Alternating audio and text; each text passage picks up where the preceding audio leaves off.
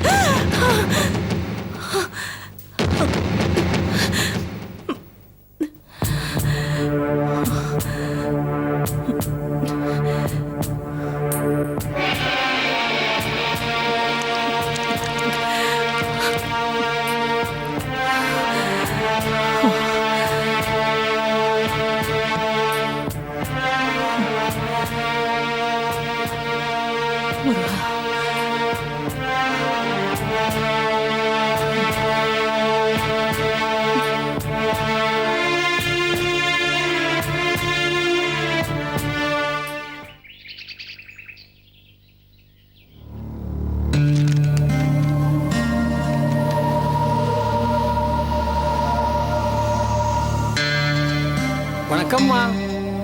வா அருமுகம், என்ன காலையிலே வந்துட்ட? பணம் எதாவது தேவைப்படுதா? பணம் தேவைதான். அதை நான் போகும்போது கூட உங்ககிட்ட கேட்டு வாங்கிக்குவேனே. அது கிடக்குதுமா. உங்க குடும்பத்துல பரபரப்பான விஷயங்கள்லாம் நடந்துகிட்டு இருக்கு. அதை விட்டுட்டு புஸ்தகத்தை படிச்சிட்டு இருக்கீங்களே. பரபரப்பான விஷயமா? என்ன அது? அம்மா, உங்க மருமகளுக்கு வளகாப்பு விழா நடத்த போறாங்க. அதையாவது நீங்க கேள்விப்பட்டீங்களா?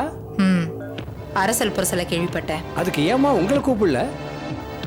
ஊர்ல எத்தனை விழாவுக்கு என்ன கூப்பிடுறாங்க, அதுக்கே என்னால போக முடியல.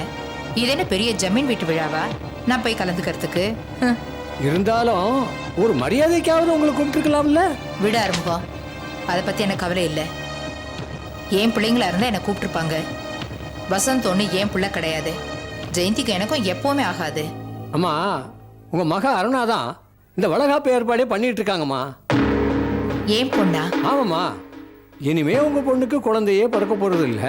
அதனால உங்க மாப்பிளையும் பொண்ணுமா சேர்ந்து வளகாப்பு விழாவை தான் வீட்லயே வச்சுக்கலாம்னு சொல்லிட்டாங்களாம். மொத்தத்தில் உங்க பொண்ணு வீட்டில் வளகாப்பு விழா ரொம்ப கிராண்டா நடக்க போகுது. அருணாவுக்கு எதுக்கு இந்த தேவையில்லாத வேலை? ஜெயந்தியோட சுயரூபம் தெரியாம அவ மேல பாசம் காட்டுறா. எது எப்படி இருந்தாலும் இனிமே உங்க பொண்ணுக்கு குழந்தையே பிறக்க போறது இல்லை. இந்த ஜென்மத்தில் மட்டும் இல்லம்மா, எந்த ஜென்மத்திலையும் அதுக்கு குழந்தையே பிறக்காது. பாவம் உங்க பொண்ணு. ஆனா உங்க மருமக ஜெயந்தி கொடுத்து வச்ச பொண்ணுமா. போதும், நிறுத்த ஆறுமுகம். என் பொண்ணுக்கு பிறக்காத குழந்தை ஜெயந்திக்கு மட்டும் பிறந்துருமா என்ன? என் பொண்ணு கஷ்டப்பட்டு இருக்கும்போது அவளை நான் சந்தோஷப்பட விட்டுருவேனா என்ன? எப்படி அந்த ஜெயந்தி குழந்தைய பெத்துக்கிறான்னு நானும் பாத்துறேன். அம்மா, குழந்தை வரங்கிறது கடவுள் கொடுக்கறதுன்னு சொல்லுவாங்க. அது உங்க மருமகளுக்கு கிடைச்சிருக்கு. அதுக்கு போய் நீங்க ஏமா பொறாமப்படுறீங்க? எங்களுக்கு என்ன குறைச்சல் ஆரம்பம்? பணம், பங்களா, வசதி, வாய்ப்புன்னு எல்லாமே இருக்கு. ஆனா அருணாவால ஒரு பிள்ளைய பெத்துக்க முடியாம போயிடுச்சே. அம்மா, பிளாட்பார்க்ல குடியிருக்கிறவங்க கூட வயிற்றுல ஒண்ணு, இடுப்புல ஒண்ணு, கையில ஒண்ணுன்னு குழந்தை வச்சுக்கிட்டு இருக்காங்க. ஆனா வாழ்க்கை பூராமே ஏசிலேயே வாழ்ந்துகிட்டு இருக்கிறவங்களுக்கு வயிற்றுல ஒரு குழந்தை கூட இல்லாம போயிடுது. எல்லாம் அவங்கவுங்க தலையெழுத்துமா. சரி சரி, போய் உன் வேலையை பாரு.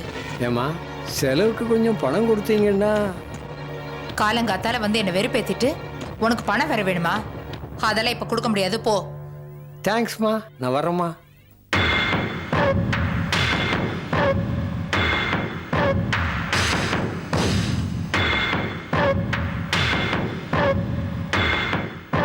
இந்நேரம் ஜெயந்தியோட வளகாப்புக்கு ஏற்பாடெல்லாம் நடந்துட்டு இருக்கோம்லமா. ஆமா, தொட வளகாப்பு யாருக்கு போடுவாங்க? நந்தினி, இந்தாமா, நீ கேட்ட மாதிரியே வெள்ளி குத்தோளுக்கு வாங்கிருக்கேம்மா. ஆமா, இந்த கிஃப்ட நாளைக்கு நீங்களே ஜெயந்திக்கு கொடுத்துருங்க. நான் கொடுத்தேன்னு சொல்ல வேண்டாம், அப்புறம் அவ வாங்கிக்க மாட்டா. எதுக்குமா இதெல்லாம் வாங்கிட்டு வர சொன்ன? நானே ஜெயந்தி வளகாப்புக்கு போக போறது இல்ல. இல்லம்மா, நீங்க போகணும், அதான் முறை. இல்லம்மா நந்தினி, உன்ன வர வேண்டாம்னு சொன்ன அந்த விழாவுக்கு நான் எப்படிமா போக முடியும்? என்னதானேமா வர வேண்டாம்னு சொன்னாங்க. நீங்க போயிட்டு வாங்கம்மா. நீங்க போனா வசந்த் ஜெயந்தியும் ரொம்ப சந்தோஷப்படுவாங்க. இல்லம்மா நந்தினி, என்ன பொறுத்த வரைக்கும் எனக்கு நீயும் வேணும், ஜெயந்தியும் வேணும். உன்னை பகையா நினைச்சு என்ன உறவா நினைக்கிற அந்த இடத்துக்கு நான் எப்படிமா போவேன்? என்னைக்கு எல்லாரும் ஒன்னா சேர்றோமோ அன்னைக்கே நான் அங்க போய்க்கிறேன். இல்லம்மா, ஜெயந்திக்கு உறவுன்னு சொல்லிக்க உங்களை விட்டா வேற யார் இருக்கா? பாவம் ஜெயந்தி, அவளும் என்ன மாதிரி தாய் இல்லாம வளர்ந்தவ தானே. அது மட்டும் இல்ல, நம்மள மாதிரியே அவங்களும் அந்த சிந்தாமணியால பாதிக்கப்பட்டவங்க. அதனால நீங்க கண்டிப்பா போயே ஆகணும். நீங்க போறதுனால அவங்களுக்கு மட்டும் சந்தோஷம் இல்லம்மா, எனக்கும் திருப்தியா இருக்கும். போயிட்டு வாங்கம்மா ப்ளீஸ். விசாலம், நந்தினி சொல்ற மாதிரி நீ போய் ஜெயந்திக்கு வாழ்த்து சொல்லிட்டு வாம்மா. புள்ளதாச்சி பொண்ணு வாசலேறி வந்து இன்வைட் பண்ணிட்டு போயிருக்கா. அவ மனசு சங்கடப்படக்கூடாது. நீ கண்டிப்பா போகணும். சரிங்கண்ணா, நீங்க எல்லாம் விரும்புற மாதிரி நான் ஜெயந்தியோட வளகாப்புக்கு போயிட்டு வரேன். நந்தினி, உனக்கு சந்தோஷம் தானம்மா?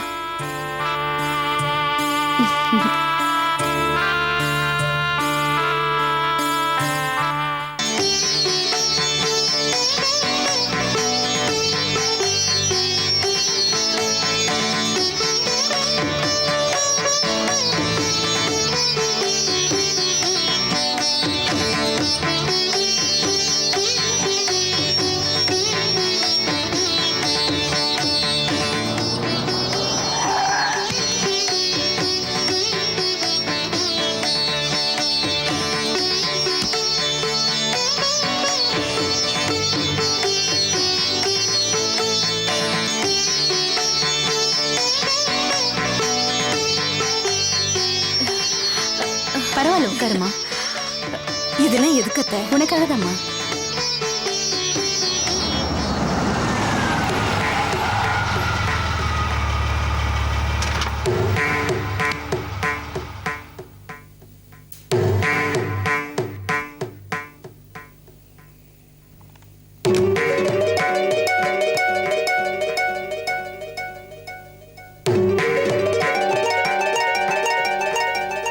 அண்ணே, நீங்களும் வண்டியை பார்க் பண்ணிட்டு உள்ள வாங்க.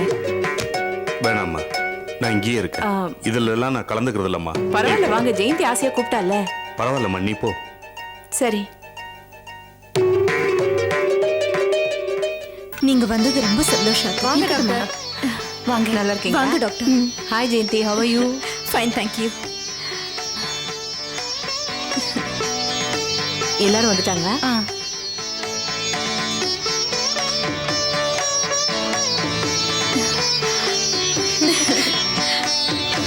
சரி, எல்லாரும் வந்துட்டாங்க. ஃபங்க்ஷன் ஆரம்பிக்கலாமா?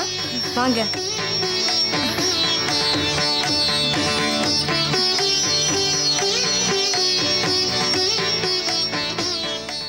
ஏன் தங்கியே நின்னுட்டீங்க? இல்லம்மா, நான் இங்கிருந்தே பாக்குறேன்.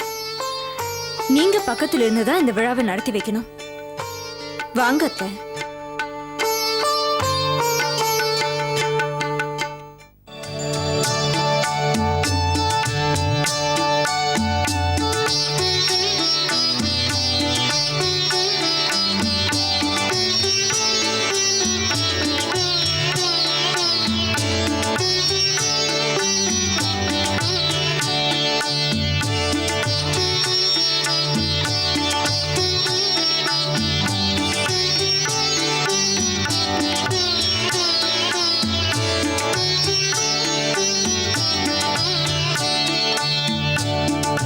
அப்புறம் என்ன, ஆரம்பிக்கலாமே? மா, முதல்ல உங்க கையாலே ஆரம்பிச்சிருங்கம்மா. இல்லப்பா, இதெல்லாம் நான் பண்ணக்கூடாது. யாராவது சுமங்கலிங்க தான் இந்த காரியத்தை பண்ணணும். அத்தை, நீங்களே வலையில போட்டு விடுங்க. வேண்டாமா, நான் இதெல்லாம் பண்ணக்கூடாது. கண்டிப்பா முதல் வலையில நீங்க தான் போட்டாகணும். இல்லம்மா. அம்மா, எங்களுக்கு நீங்க தான் முக்கியம். தம்பி, ஒரு நிமிஷம். நல்ல காரியம் நடக்கும்போது விதவை வழியில எடுக்க கூடாது. அப்படி எடுத்தா குடும்பத்துக்கு நல்லதில்ல.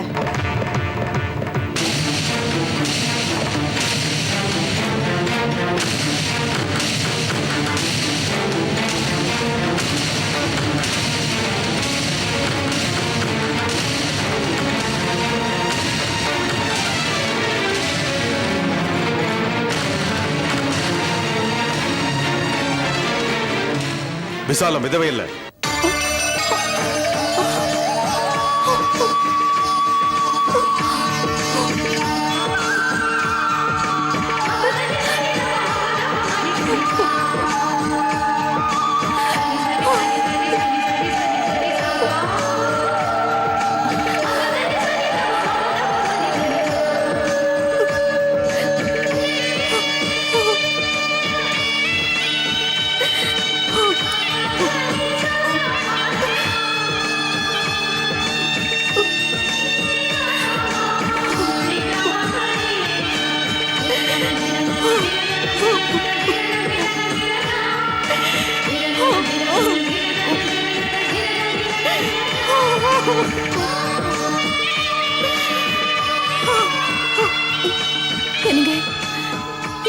பிள்ளை வசந்த். அப்பா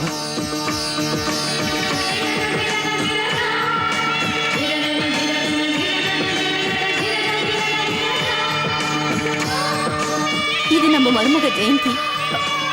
ஆமா, இது நம்ம பொண்ணு அருணா. அப்பா,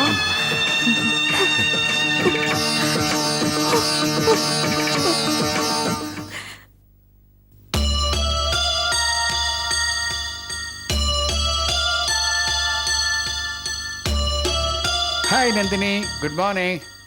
நாளைக்கு இந்த ஐடி பேப்பர்ஸ்லாம் சப்மிட் பண்ணி ஆகணும்.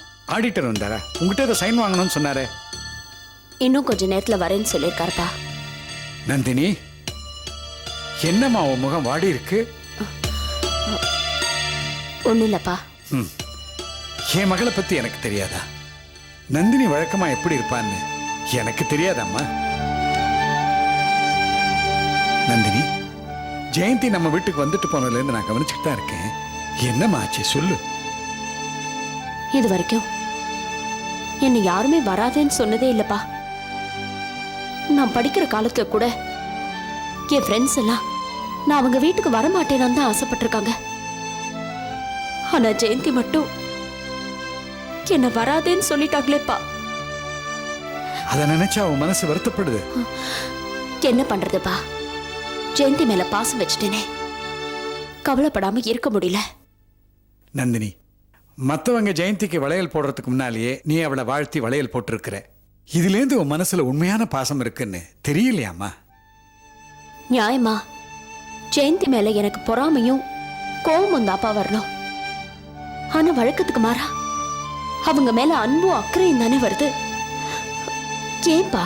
நந்தினி, உனக்கு ஏற்பட்ட ஏமாற்றங்கள் தான் உன்னை கொஞ்சம் வேகமா பேச வச்சிருக்கே தவிர உன் மனசுல எந்த விதமான வஞ்சகம் எண்ணம் இல்லைன்னு எனக்கு நல்லா தெரியுமா.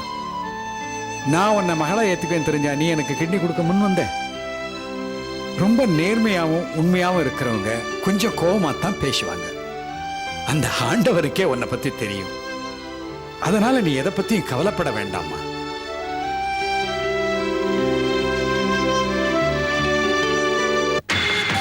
எனக்கு எதிரான சக்திகளை திரட்டுறதுல நந்தினி ஜெயிச்சிட்டா.